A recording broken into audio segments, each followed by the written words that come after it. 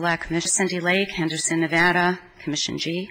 Thanks for having us here and hearing us again for the 4th time since July.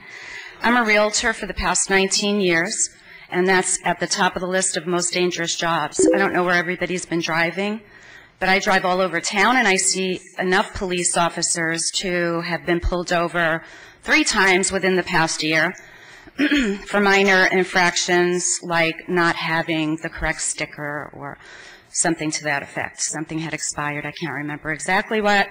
I have a good friend who's a police officer in Metro. He gets paid in 2012. His salary and benefits were $108,000. He drives up and down the ramp of the airport for $108,000 a year.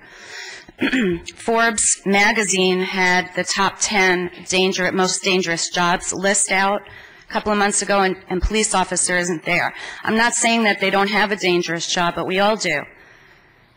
I go into empty, vacant houses, and I'm armed. I'm here to ask you to vote no, not for another penny. And I'm also going to read some excerpts from Detective Gordon Martinez, who's running for sheriff. He has a statement that he'd like me to read. I'm going to paraphrase, though. Excuse me. We do not need more tax money to be wasted and diverted by the current fox in the hen house.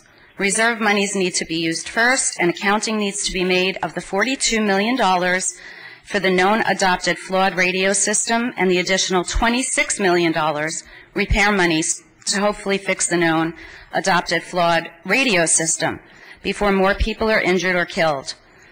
Let's also see the bank accounts for confiscated monies from drug seizures and contraband and account for that money and property.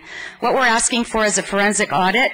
Please demand a forensic audit before you vote yes to this. Thank you.